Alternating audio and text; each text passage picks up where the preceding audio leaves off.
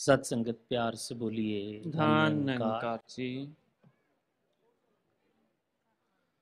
सत्संगत,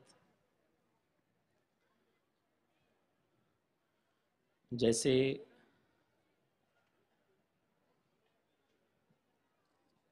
भोजन हमें रोजाना करना पड़ता है और कहते हैं कि मज़ा भोजन में नहीं होता, मज़ा भूख में होता है।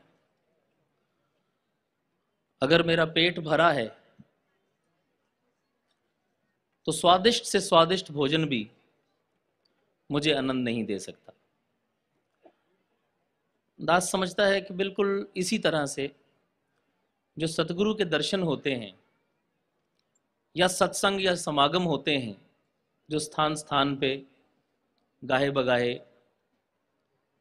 हमें मौका मिलता रहता है जाने का, अटेंड करने का, ये भी भूख से ही आनंद देते हैं। अगर इनके दर्शनों की भूख है तो इनके दर्शन करके आनंद प्राप्त होगा। अगर भूख नहीं है तो स्वयं परमात्मा भी मुझे आनंदित नहीं कर सकता। इसमें परमात्मा का दोष नहीं, दोष मेरा है। और इसके उलट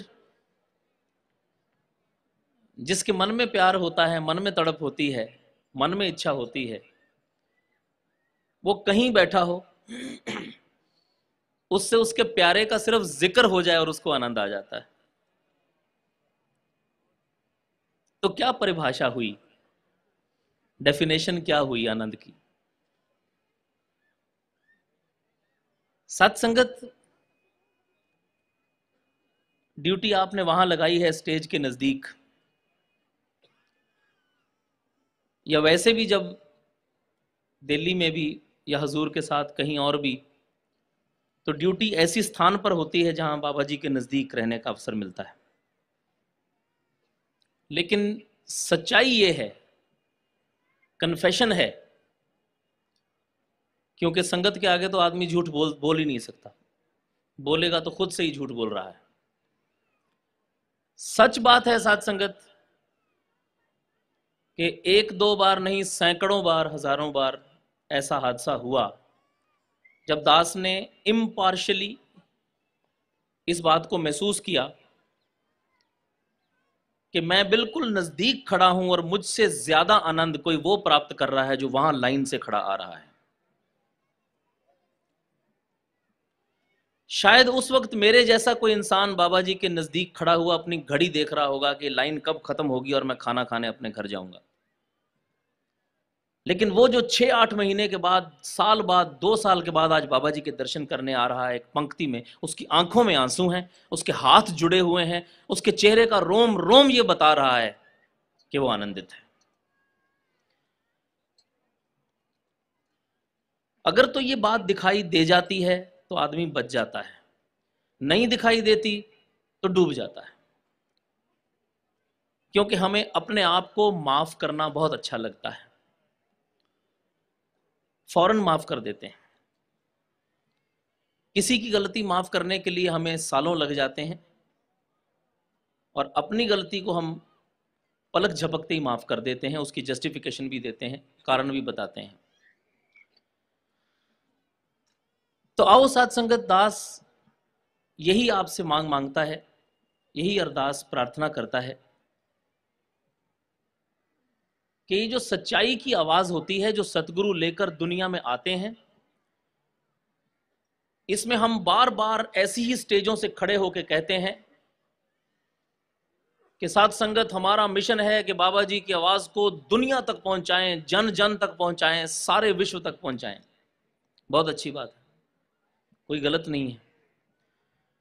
लेकिन साथ संगत ये बात हम सबको याद रखनी है कि ये क्वांटिटी का मिशन नहीं है, ये क्वालिटी का मिशन है।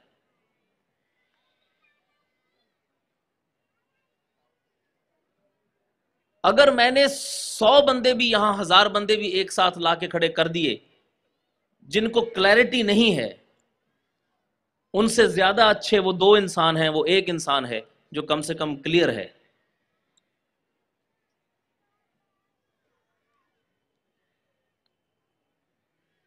साथ संगत, आओ आज हमें इस बात की ओर ध्यान देना पड़ेगा, जो नए सज्जन आज यहां आए हैं,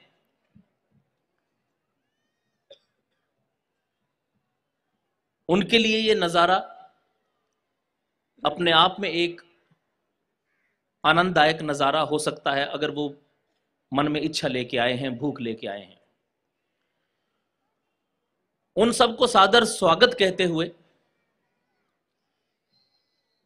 उनके सामने कोई हरी भरी रोजी पिक्चर न दिखाते हुए, अपने आप को नग्न करते हुए दास ये बात कहना चाहेगा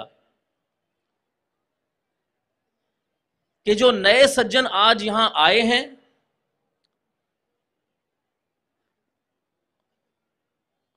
वो अगर तो अपने मन में कोई दुनियावी इच्छा लेकर आए हैं, अपने किसी स्वार्थ की वजह से आए हैं, अपने किसी भ्रम को पालते हुए आए हैं, तो दास हाथ जोड़ के निवेदन करेगा कि ये भ्रम डालते नहीं, भ्रम काटते हैं। पहली बात। दूसरी बात, ये अंतर्यामी है, ये मेरे चेहरे के भाव नहीं, मेरे मन के भाव पड़ते हैं। मैं अपने चेहरे से अपने भाव बदल के कुछ दर्शा सकता हूं, लेकिन मेरे मन में जो भाव उत्पन्न होता है उस पर मेरा भी बस नहीं होता। वो होता है तो होता है, नहीं होता तो नहीं होता। हां, उस पर वर्क किया जा सकता है, उस पर जोर लगाया जा सकता है।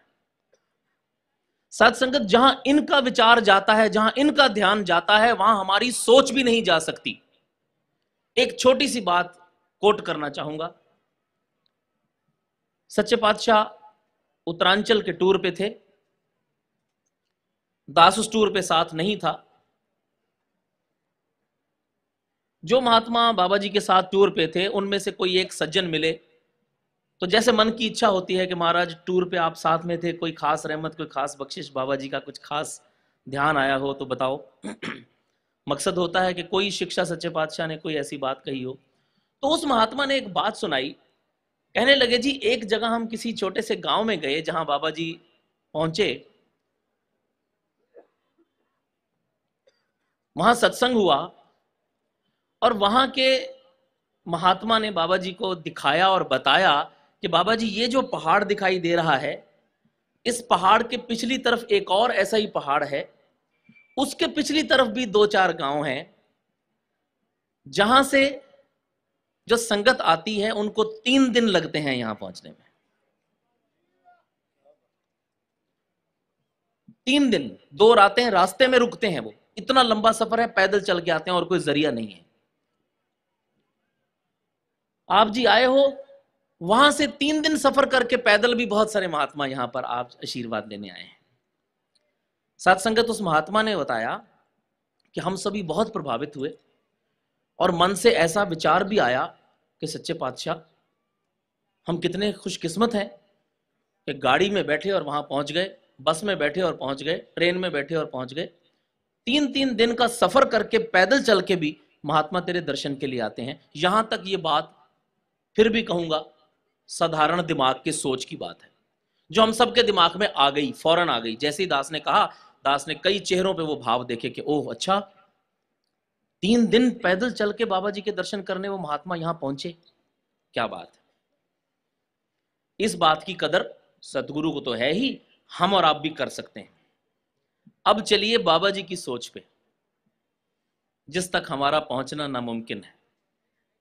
माफी चाहता हूं, नामुमकिन शब्द का इस्तेमाल कर रहा हूं, नहीं तो आमतौर पे हम कहते हैं बहुत मुश्किल है, लेकिन बाबा जी की सोच तक पहुंचना बहुत मुश्किल नहीं, नामुमकिन है। हुजूर बाबा जी ने उसके बाद एक शब्द कहा, एक वाक्य कहा, एक सेंटेंस कहा। कहने लगे, अच्छा 3 दिन का सफर करके आते हैं यहां। सामने कहा, महाराज रास्ता और कोई है ही नहीं, पैदल चल के आना पड़ता है। और बाबा जी कहने लगे, उनका सोचो जो 3 दिन का सफर करके उनको खबर देने जाते हैं कि बाबा जी आ रहे हैं।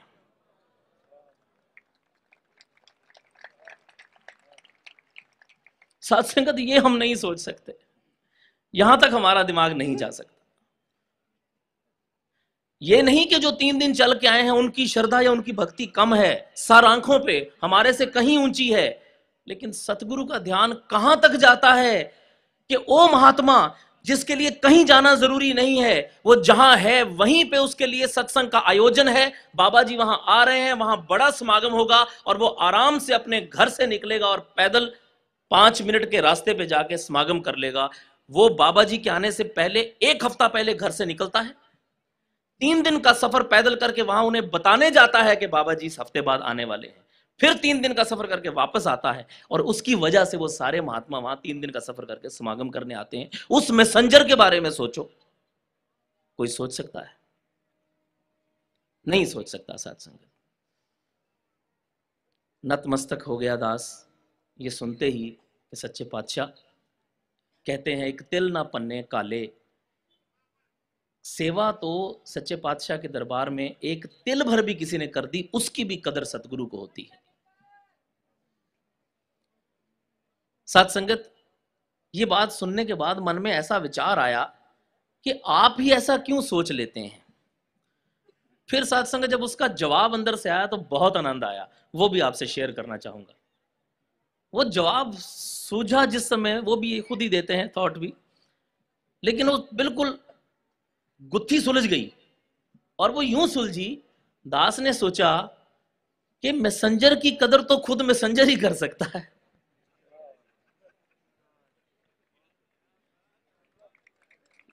ये भगवान का संदेशा लेके इस दुनिया में आए हैं, इनको क्या जरूरत थी यहां आने की। ये हम और आपको बताने आए हैं कि सच्चाई मौजूद है, ये खुद मैसेंजर हुआ करता है। सतगुरु परमात्मा का मैसेज लेकर आता है इस दुनिया में।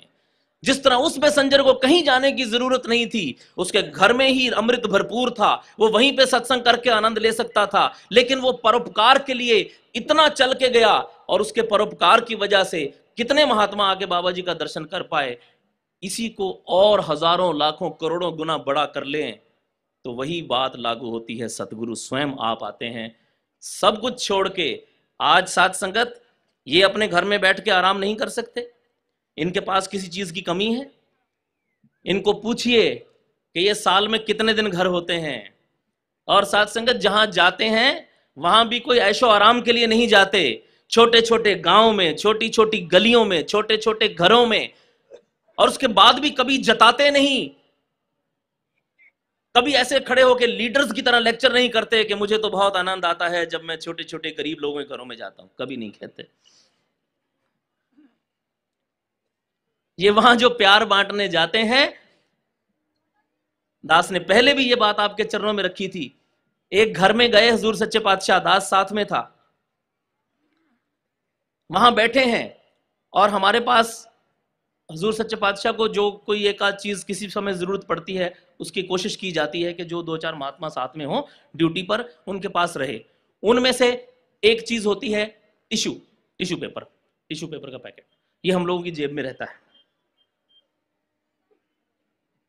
कि बाबा जी को किसी वक्त टिश्यू पेपर की जरूरत पड़े तो हम में से कोई दे पाए। साथ संगत, अमूमन ऐसा होता भी है कि किसी के घर में गए, बाबा जी के सामने कोई कुछ रखा और बाबा जी ने इशारा किया कि टिश्यू, तो टिश्यू दे दिया। साथ संगत, उस घर में बाबा जी ने कुछ प्रसाद जो भी परिवार ने रखा वो प्रवान किया, और वहां जो घर वालों ने साथ में कुछ टिश्यू पेपर रखे थे, बाबा जी ने 2-4 टिश्यू पेपर वहां से उठाए। तो दास को लगा कि शायद टिश्यू चाहिए, दास ने एकदम पैकेट ऐसे ही निकाला। बाबा जी कहते नहीं ठीक है, मालिक है। फिर देखा 2-4 टिश्यू और उठाए बाबा जी ने वहां से, तो कुछ समझ में नहीं आई, खैर मालिक है। दास उस बात को पूरी तरह से भूल गया। वापस घर पहुंचते पहुंचते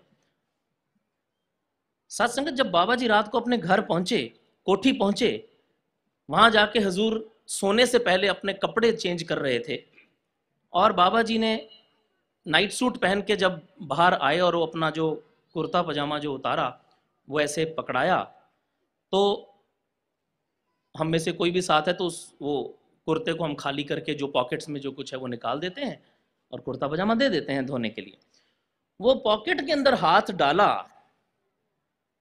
तो साथ संगत उसमें से इतना टिश्यूज का एक गुच्छा निकला जिस पे बहुत सारा खून लगा हुआ था। दास तो डर गया कि ये क्या हुआ, बाबा जी की जेब से वो टिश्यूज निकल रहे हैं। फौरन याद भी आ गया कि बाबा जी ने वहां से 2 4 5 टिश्यू उठाए थे, फिर दोबारा से उठाए थे। तो दास ने पूछा, सच्चे पातशाह ये बाबा जी ये टिश्यू इसमें खून, हाँ कहते हैं कुछ नहीं, वो थोड़ा, फिर भी कुछ नहीं कह रहे। पूछा महाराज क्या हुआ? तो साथ संगत पांव के पास यहां पर इन्होंने दिखाया इतना बड़ा निशान जिसमें से वो खून निकला था। कहने लगे बस वो मैं वहां जाके बैठा तो जो सोफा था उसमें से कोई कील निकला हुआ था, वो जाते ही फिर मेरे पैर में लग गया। तो सच्चे पातशाह आपने बताया नहीं? तो साथ संगत आगे से वो जवाब मिला जो जिंदगी में दास कभी भूल नहीं सकता। कहने लगे मैंने इसलिए नहीं बताया कि अगर घर वालों को पता लगेगा तो वो सारी जिंदगी इसी बात से परेशान रहेंगे कि बाबा जी हमारे घर में आए थे और बाबा जी को हमारे घर में आके वो चोट लग गई। साथ संगत कहां से लाएंगे वो दिल, कहां से लाएंगे वो भाव जो सिर्फ दूसरों के लिए धड़कता है, जो अपने पांव से निकला हुआ खून भी सिर्फ इसलिए छिपा लेता है कि पता नहीं इस महात्मा के घर में मैं 2 साल बाद आया हूं कि 3 साल बाद आया हूं, आगे फिर पता नहीं साल 2 साल कभी दोबारा चक्कर लगेगा कि नहीं लगेगा। जहां आज ये इतने आनंदित हैं, इतने खुश हैं, इनकी खुशी का ठिकाना नहीं है, वहां पर ये बात इनको चुभती रहेगी कि बाबा जी हमारे घर में आए थे और वो कील बाबा जी के पांव में लग गया। इस वजह से हम में से किसी से टिश्यू तक नहीं मांगा कि किसी से टिश्यू मांगूंगा तो वो भी पूछेगा क्या हुआ जब मैं टिश्यू, पता नहीं, हमें पता ही नहीं लगने दिया कब इन्होंने वहां से टिश्यू उठा के अपने पांव पे कैसे लगा लिया और कैसे उस बात को छिपा लिया, ये हमें घर जाके पता लगा साथ संगत। और वो भी इन्होंने नहीं बताया, वो बाई चांस वो टिश्यूज जेब में से निकल आए। ये वो एक बात है साथ संगत, गौर कीजिए, ये वो एक बात है जो मुझ तक पहुंची और मैंने आप तक पहुंचा दी। ऐसी पता नहीं अनेकों हजारों बातें हैं जो हम तक पहुंचती ही नहीं, लेकिन ये रोजाना कर रहे हैं साथ संगत, ये रोजाना कर रहे हैं। ये वो जीवन है साथ संगत जिसकी वजह से आज हम सब यहां इकट्ठे हैं और प्यार मोहब्बत से बैठे हुए हैं। अब हमें इसके बाद और कुछ ना कहता हुआ सिर्फ इतना कहना चाहूंगा कि अब इसके बाद अपने अपने बारे में सोच लें, लेकिन रहा नहीं जा रहा था ये बात आपके चरणों में रखे बिना कि अब हम इस बात से अपने जीवन को तोल लें। हमें किसी और प्रचार की जरूरत नहीं साथ संगत, हमें किसी और ग्रंथ की जरूरत नहीं, हमें किसी भी शिक्षा की जरूरत नहीं। इस बात से अपने जीवन को तोल लें कि ये बाबा जी कर रहे हैं और मैं जिंदगी में क्या कर रहा हूं।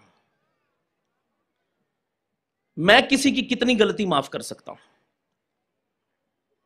साथ संगत? जिस दिन मुझे माफ करना आ जाता है उस दिन मेरी जिंदगी की सब समस्याएं खत्म हो जाती हैं। आओ साथ संगत, और अधिक कुछ ना कहता हुआ आज सतगुरु बाबा जी से यही मांगता हूं कि बाबा जी कृपा करो, हजारों समागम, लाखों संगतें हम यही कह के कर जाते हैं कि सच्चे पातशाह जैसा आप चाहते हैं वैसा हमारा जीवन हो जाए, बाबा जी कृपा करो बस हमारा जीवन भी ऐसा हो जाए। लेकिन कब शुरू करेंगे उस कोशिश को? कोशिश तो करनी पड़ेगी, वो कोशिश कहीं से तो शुरुआत करनी पड़ेगी, और जिस दिन भी होगी अपने आप से होगी। Charity begins at home. आज हम सभी प्रण करें कि अगर आज यहां बैठे हुए मेरे मन में किसी भी दुनिया के इंसान के प्रति कोई बुरा भाव है तो आज मौका है उस बुरे भाव को यहीं त्याग जाएं, आज इधर ही बहा जाएं, इसी गंगा में बह के मेरे सभी पाप धुल जाएंगे। आज भी अगर कोई फायदा नहीं उठा पाया तो फिर कल को किसी को शिकायत मत करना, कल को किसी को ब्लेम मत करना कि मुझे तो मौका ही नहीं मिला। आज मौका है, अपने गुनाह माफ करवा लें, और उसके लिए कहीं जाने की जरूरत नहीं। अपने मन में सिर्फ सच्चे पातशाह का ध्यान धर के हमें सिर्फ इतना ही कहना है कि बाबा जी मुझे माफ कर दो। दिल से एक बार हम कह के देखें, सतगुरु इतना दयालु है, इतना दयावान है कि साथ संगत ये मेरे मन की पुकार सुनता है। इसके पास फिजिकली जाने की भी ज़रूरत नहीं होती, क्योंकि आज हमारा परिवार इतना बढ़ चुका है। ऐसी ड्यूटी पे हम लोग खड़े होते हैं, वहाँ महात्माओं को ये कहने से भी शर्म आती है कि महाराज जी मैं आपको आगे बाबा जी तक नहीं ले जा सकता, कृपा करो, सीधे चलो, क्योंकि हर एक का दिल करता है मैं 2 मिनट बाबा जी के पास जाके नमस्कार कर लूँ। लेकिन यकीन कीजिए ये दिलों की सुनता है। अपने दिल में भी अगर किसी ने ऐसा विचार ले आया तो आज सदगुरु माफ़ करने के मूड में है, आज तो माफ़ कर देगा। लेकिन साथ संगत निरंकार न करे, कभी इनका ध्यान बदल गया तो हमारे लिए कोई ठौर ठिकाना नहीं रहेगा। बख्शिश करो, आज इस मौके का फ़ायदा उठा लें और अपने सभी गुनाह माफ़ करवा के आगे से प्रण कर लें कि सच्चे पातशाह मुझे ज़िंदगी में सबको अपना के चलना है, मुझे प्यार से चलना है, मुझे तेरे बताए हुए रास्ते पर नहीं, तेरे दिखाए हुए रास्ते पर तेरे पीछे पीछे चलना है। जो खुद को आपके पीछे नहीं चला पाया, खुदा जो पा भी लिया फिर भी उसने क्या पाया। साथ संगत प्यार से धन्य